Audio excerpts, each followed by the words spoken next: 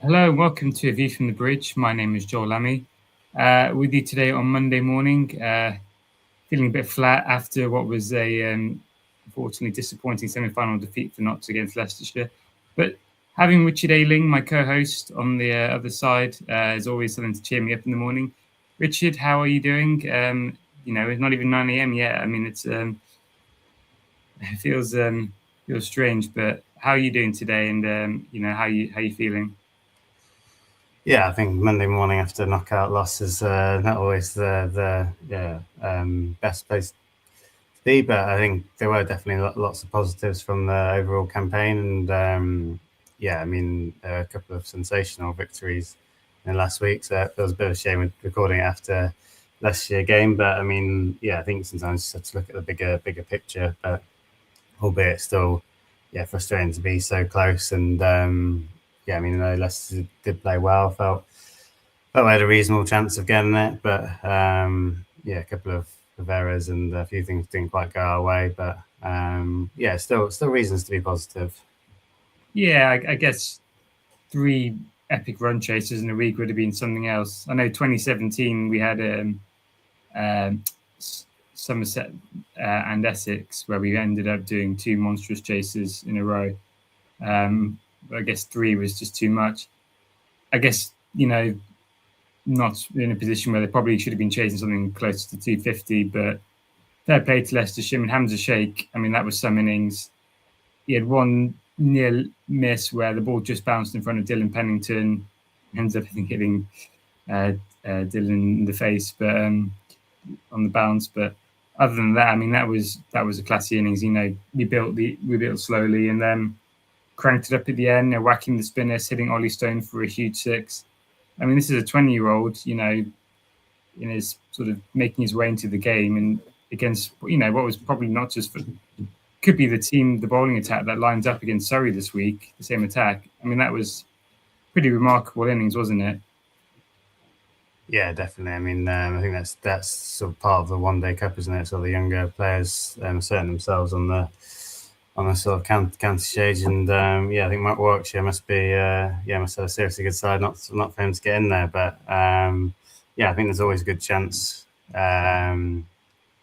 Yeah, there's always a good chance that someone stands up, and yeah, if someone scores 100 like that, you have to say fair play. Though, yeah, I do think it wasn't 100 that put us out of the game completely. It was probably above par. I mean, 20-25 above par, but I don't know what your thoughts were. But I still felt we had a chance at halfway, albeit chasing a little bit more than not like. So I don't think we've chased 300 so far. So it just felt like I know it's the differences of the pitch and a few other things, but yeah, it felt like it was going to be a challenging chase, but still possible.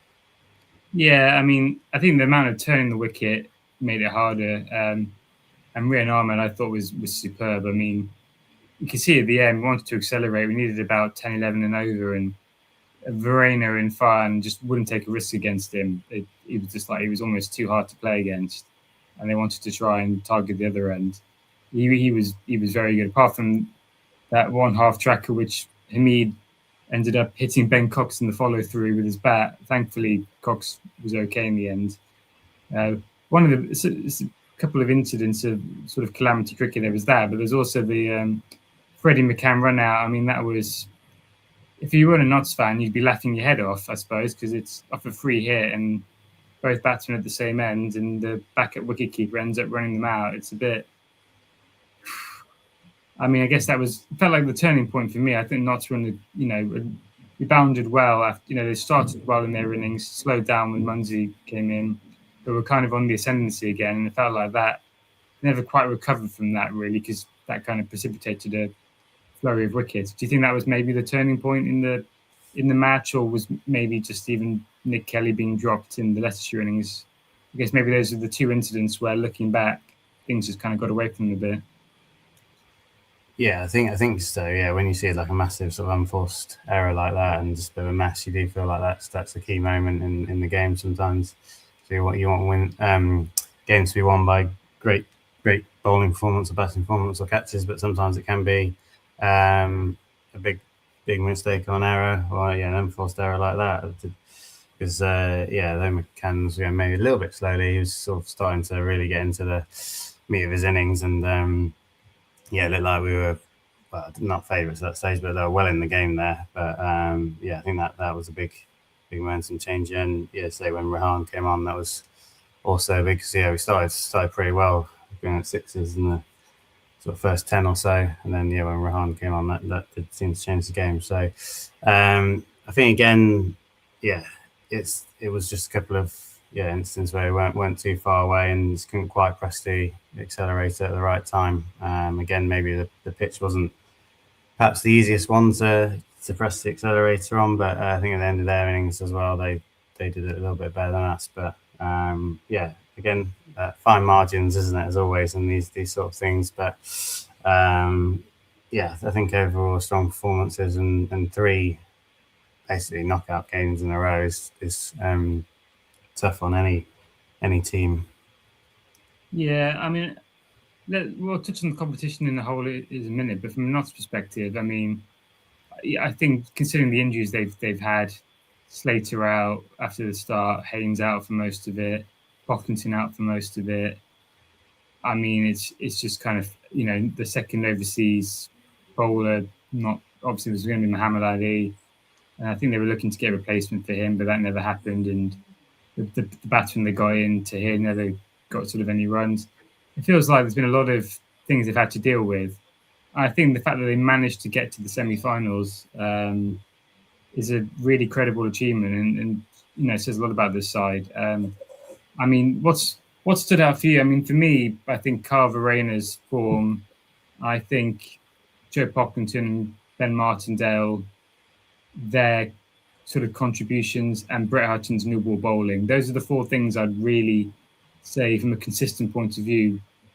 Obviously, they're memorable individual moments, but those 4 I thought really stood out in terms of in those when they had their opportunities, there was consistent performances. I thought that was really encouraging from all 4 of them. I think especially from Hutton, considering we're going to need him a lot in the next month or so. Yeah, I think his economy was outstanding, wasn't it? And he was always set the tone early, and started very strong. So I think you listed the main performances. I mean, there was obviously a couple of individual performances. Well, Pennington went well. Looked in the start of the season, was a bit disappointed with him. I don't know if his rhythm looked quite as smooth as it can do, but he looked back to somewhere near his best. So I think the bowling was generally very, very strong, and missing so many players and having to chop and change is testament to sort of how well they've done. But and Haynes coming in and Munsey one off, Knox were very good. But I think you've listed the main star performers, and I guess when Verena got out, is that was really when you thought the game's probably done here. I mean, you're hoping Pennington could whack a few sixes, but it was pretty much done then. So they were the standout performers. So look, you can't have everyone in the 11 playing well all the time. So I think it was all round a good effort from quite a lot of different performers in the team. So as I say, did a little bit disappointed this morning, but definitely a lot of positives to take from the overall campaign. Yeah, I forgot to even mention Rob Lord as well. Went down after 1 game. And he's the sort of player you want in your side like that. He bowls. He's a wicket taker, and we saw last season when he hit a couple of remarkable innings. He's the sort of bloke where yesterday, rather than Farhan coming in, Rob Lord comes in, and 3 overs of him teeing off, and suddenly 12 and over becomes 8 and over, and you don't have to kind of take as many risks. I think it's small things like that, isn't it? But I guess everyone's going to have their issues. I mean, in the end, I suppose from a perspective, do you think anyone is kind of done enough to, let's say, make a name for themselves? But you look at Hamza Sheikh, we mentioned, he's played 4 innings now in 8 games, average where he's hit 90 or 100. He's really, really stood out. Do you think anyone from Notts perspective did that in the sense of they've kind of said to the management, right, I'm ready now, get me in this championship side? Because, I mean, Joe Pocklington, I thought was brilliant. before he got injured, and I was don't know how long he's going to be out for. Martindale, I'm not sure about. I mean, he looks a class act, and some of those boundaries he hit were brilliant, but he only went on and made one big score.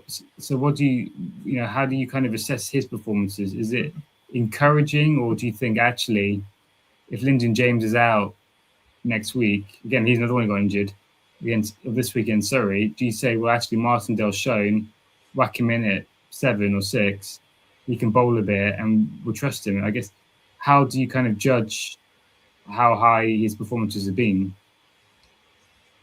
I don't think the management will be, obviously, of the names they already know, will be anyone that they think that absolutely has to be in sort of the main sides for either this week or maybe going forward. I think, yeah, it'd be more encouraging than anything else. I don't think there's anyone's absolutely run the door down. Martindale looked, let's say, decent. Pocklington did look very good as well. But I mean, on the terms on the sort of spinner front, I mean, is he usurping Patterson White? I don't think so. So I'd say there are a few encouraging performances. I mean, obviously the main names you mentioned were people that are already sort of in and around the first team. So I don't think anyone from far outside the first team has banged the door down. So in terms of that aspect, I don't think there was anyone that was outstanding there. So more encouraging than, oh, this person definitely needs to be in the first 11 going forward. Or was that your view? Or was there anyone you think needs to be in the first 11 soon? No, I mean, I figured if Pocklington was fit, maybe on the 7 wickets, maybe if you wanted another spinner, potentially even look at 3 spinners. You know, if the pitch looked like it was really going to turn him, I mean, you know, if you're going to a turning wicket in Asia, you pay 3 spinners, so he'd be another option. I know you got Freddie McCann as well, but I'm not sure he's quite as consistent with the ball in the red ball game, especially with not looking very down on seamers at the minute. If Lyndon's out, potentially, you kind of got 3 first choice seamers you're banking on, and you know they're playing 6 times in 6 weeks, and we don't know if a second overseas bowler's coming. So let's say you got a home game against Leicestershire in a couple of weeks, or Hampshire, whatever, and if the Trembridge wicket looks like it might turn a bit, it could be an option. But yeah, I mean, I think that's unlikely, but I'm just sort of thinking creatively out of the box a bit, just because I thought Joe bowled really well. I mean, especially at the death as well. It wasn't something I was kind of expecting, but he looks measured with the bat as well. I don't think he's a natural hitter, but he looks like he's more of a proper batsman. You know, again, Ferguson O'Neill being out, I do no longer available. I do like the idea of stacking the batting as much as we can. I think Knott's way of playing is to be really hard to take 20 wickets against. So I quite like the idea of Knott's just having a lot of all-rounders in the side, people who can, you know, if Brett Hutton or Ollie Stone coming in at 11, you're an opposition side coming to play against Notch, you're going, blimey, this is going to be hard work. So I was just having a think about it, but I mean, I guess going to Surrey this week, I mean, I guess let's say Lyndon's out, your options are playing Patterson White at 7, which seems a little bit high considering his form this year, or you go with maybe a Martindale and say, can you chip in with 6-7 overs in the day, and you know, Patrick 7 and keep the bowling lineup, the batting lineup quite deep. I think it's difficult, isn't it? When the all-rounder comes out, it's difficult to balance the side. And I don't know if Martindale, with batting and bowling is quite ready. So you'd probably say Patterson White would be the better option, albeit his form has been a little bit dodgy, and might even be a little bit thin on the bowling lineup. With obviously had everyone to the big one-day campaign. So we'll have to see. But I wouldn't have great confidence in bringing Martindale for that front, albeit there were some encouraging signs. But it looks like a tricky conundrum. The injuries and obviously all the call-ups were injured did make it a tricky campaign with chopping and changing. Looking forward and to the next few months, and that James injury could be a big blow when we come and review the at the end of the season. Yeah, absolutely. I mean, I suppose one positive is Notts bowlers will have overs under their legs. You know, all of them have been bowling, and Fire is obviously a contender as well. I guess to see what the oval pitch looks like. Look at Surrey's bowling attack; they've all been pretty much playing in the hundreds. So for them, it might be a bit trickier to adjust. Be interesting to see what pitch they line up for us on Thursday. Just quickly, we'll finish off the One Day Cup. I mean, we talked about Notts, but I mean, obviously, in another thrilling semi-final yesterday, Luke Coleman starring for Middlesex, who it was their first semi-final since, was it 19? I think it was 91 or 99. I think it was 91, which is incredible to think for them. But there's been so many great storylines. I mean, obviously Ben Stokes and his match-winning 100 in the first game, just having him around. I mean, it's felt like every game day there's been something else going off, whether it's young players, thrilling wins, incredible innings. I mean, how much have you enjoyed this competition, and what's maybe stood out for you? Yeah, I think it has been very enjoyable. I mean, there have been a few things that I mean, just like who's going to be available for certain games is frustrating, and some of the scheduling with in the final day of the group stages, which was on like a Tuesday or something. I mean, yeah, there's a few things that you'd like to change differently, but we are where we are. But I mean, I think just how tight it was, especially, I mean, going into the final group game, so many people had a chance, and yeah, it looked like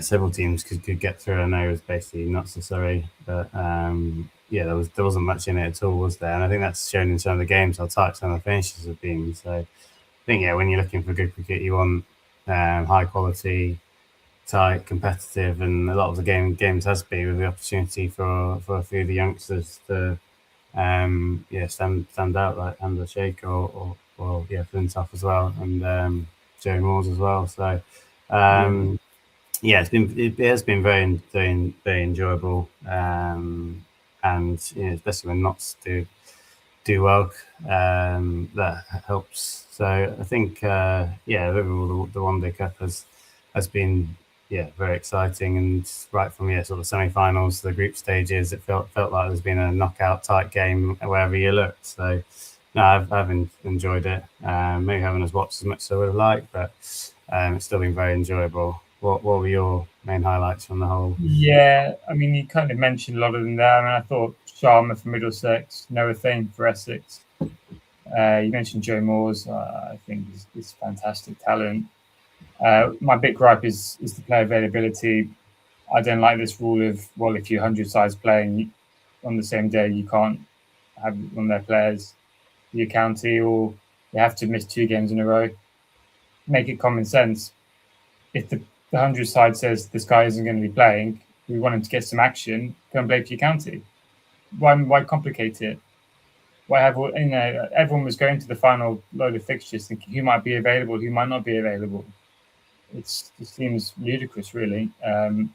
Overly complicated, the whole thing, and I don't think it's fair on fans either to try and have no idea who may or may not be around for each game. I think that's one of my biggest gripes. Even seeing something like Jack Hope fell for Morgan on his debut, and then against Sussex and scored match-winning 100. Was brilliant. I didn't get a chance to see much of it, but Charlie Taylor for Warwickshire apparently is very highly rated. So I hope we can keep an eye out for in the future. I mean, Will Bennison for Yorkshire against Notts with the class act, and I know David Lloyd said he's calling the real deal last year, and tweeted again recently that absolutely he's something to look out for. And Ben Cliff did very well for Yorkshire, and having Kuldeep Yadav bowl to Ben Stokes, I mean, it's the best matchup I think in the country in the last month. Forget anything we've seen in the 100. But a champion England leg spinner against England's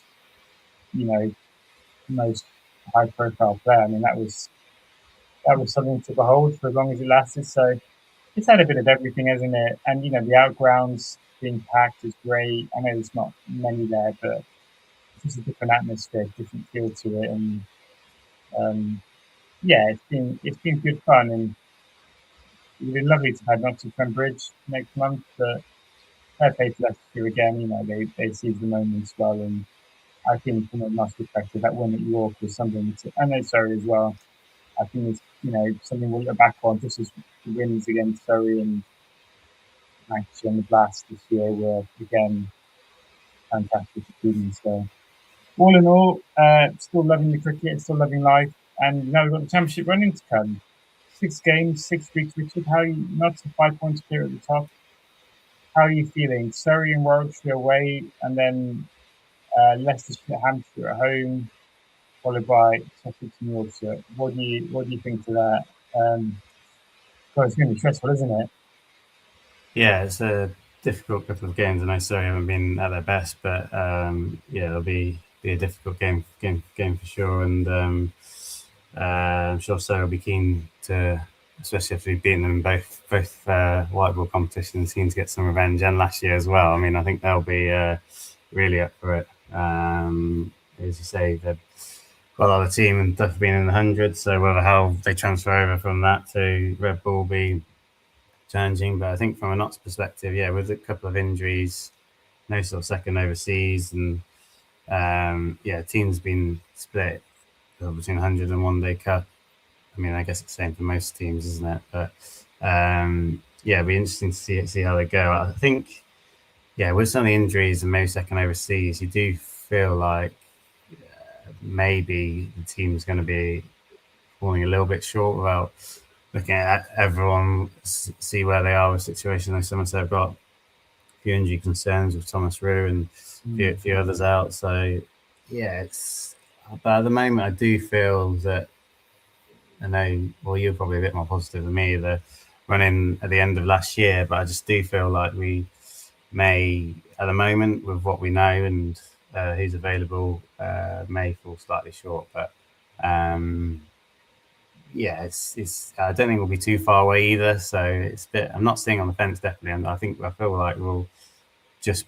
I don't think there'll be one team to pip us. Which team that is, I'm not 100%, but it just feels like maybe it's not quite a title winning side at the moment. What are your thoughts? Yeah, I mean, I really fancy Somerset. I must admit, I think although losing Thomas Rue probably at the end of the season might be a game changer the way he's been playing, but James will be back, Tom Abel will be back. Their bowling attack is still going to have the likes of Craig Overton, Jack Leach, Lewis Gregory, etc. So they've got experience and they've got every base covered from my perspective. They've been the best side really throughout the first half of the campaign, or just over half, and they really should be quite far clear by now. But they're not. Warwickshire again look very strong, and I think it's probably going to be one of those two. I would say it must be good to see safe to let Hamza Sheikh go, or to not have him signed up before. I guess it depends if Chris Wokes is back. I imagine he might be available, but again, they look pretty strong side. They just bat so deep, and I do like sides who bat all the way down to like 10, 11. I just think they're so hard to play against. And you've got Ethan Bamber and Chris Rushworth on pitches, which are probably nibble around quite a lot in September. I think that's quite a deadly combination. So for Notts, I felt very positive this time last year. I don't feel anywhere near as positive now. Josh Tongue's not around. The bowlers haven't been as good as they have been, although seeing the way Brett bowled in the One Day Cup is encouraging. Linden could be out. Ben Slater's just coming back from injury. And there's no Mohammed Abbas either. So it feels like we're a little bit short. Having said that, things change quickly. Maybe we get to rock up to the Oval. It's dry. Farhan Ahmed and Liam Patterson might run through Surrey. Let's face it, all their bowlers have been doing 100 cricket. Probably haven't got any overs under their legs. Some of the batters, who they're going to be fielding as well. No Dan Lawrence. Will Ollie Pope be allowed to come back if he's not playing for England, or will he have to be there as a spare player? will Matt Fisher be released? You just don't know with all these things, so they could be a bit under strength. Again, Sam Curran, will he be fit or allowed to play? Probably not, imagine. So, it's going to be interesting. See how it gets on, and we might bring in a second overseas player. We just don't know at this stage, and so we'll see. I think they've not will fall a little bit short, but they can get through these next two games relatively unscathed. So let's say 2 draws or a win and a loss or something. Home matches against the current bottom two, or Trent Bridge, imagine there'll be a result wicket there. I like to think there'll be enough in there for our bowlers to exploit. Those will be 2 winnable games. I'm not saying they'll be easy games because Hampshire have, had a bit of form and Leicestershire got some confidence going, but they'll be favourites. So, I think they'll fall a bit short. I think they'll be like they've done in the other competitions. They'll be top 4 semi-finalists, but fall a bit short. But you know what? If Somerset win, that'd be a great story as well, wouldn't it? I suppose after all their years of heartbreak. But I'm excited for it. I mean, nervous. I mean, I don't know about you. I think 6 weeks in a row is too much. I think it's just too stressful. I don't know about you, but I almost didn't mind having this break from the championship because I find the one-day stuff slightly easier to process. I don't know about you, Richard. Yeah, I think it just depends. Yeah, I do like to get a momentum in competitions. Even the fact that one-day finals not till September. I mean, it's quite a long break, isn't it, in between there? But then you don't want to keep chopping and changing competitions. So, no, I think I quite like the block actually. You can really get stuck into it now without too many distractions. And I know there's a bit of Test cricket as well. But I think I like to focus on one competition, and I'm sure the players do. But not having to keep chopping and changing. But we can hopefully get into the last season and hopefully get into this. Yeah, and you mentioned the Test match. Let's quickly touch upon that.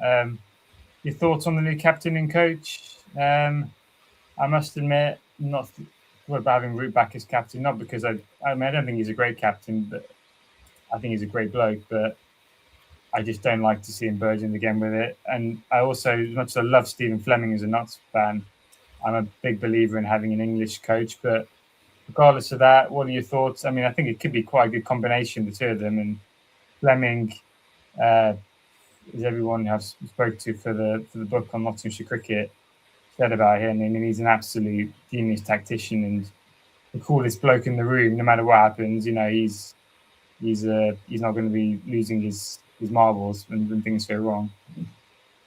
Yeah, I think everyone you speak to is about Fleming's got a great aura and great cricket brain. There's so many people that have spoke highly of him, so I think he'll be a good, great addition. I mean, I can see what you're saying about the English coach. Sometimes if there's a really good coach available, then I think you should take the opportunity, and I think he'll do well. I mean, obviously trying to replace Ben Stokes is such a big, difficult task.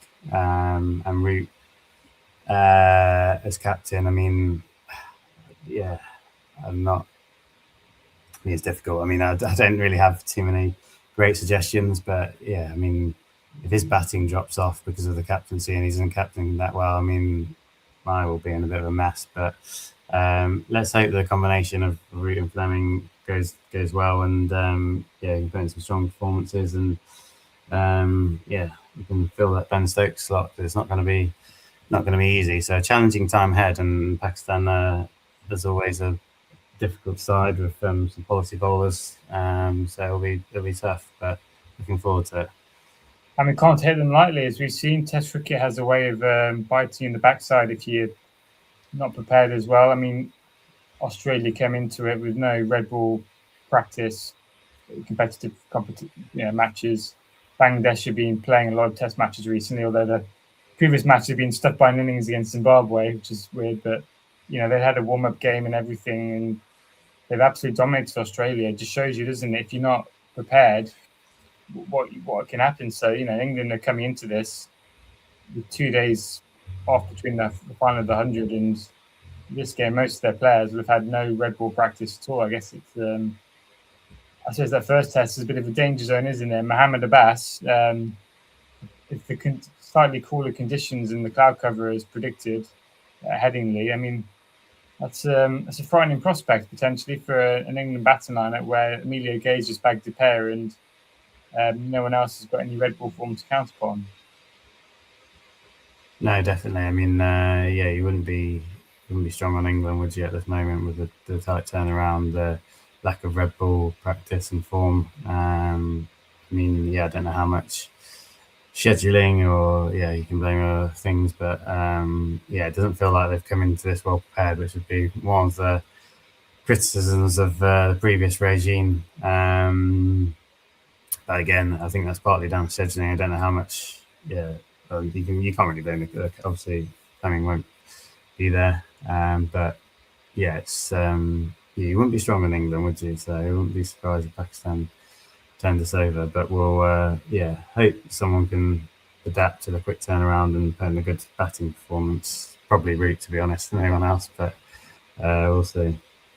No, and reading Mike Lattin in the Times, he said Rob Key's words of 75-mile-per-hour bowlers in county cricket, that's not what they do at international level. Well, Mohammed Abbas is 75 to 80 miles per hour. The keeper will be standing up. So when he inevitably takes a 5-wicket haul either Wednesday or Thursday, I'm looking forward to social media going mental and those words coming back again. But that's for then. This is now. We'll look forward to having a good day of the Test match on Wednesday to enjoy, and then back into Championship cricket. I mean, it's going to be an epic next 6 weeks, Richard. We will reconvene at some point to probably touch base on how Notts are getting on. But to everyone who's listened and or watched on YouTube, thank you very much. It's been a pleasure. And we'll be back again very soon.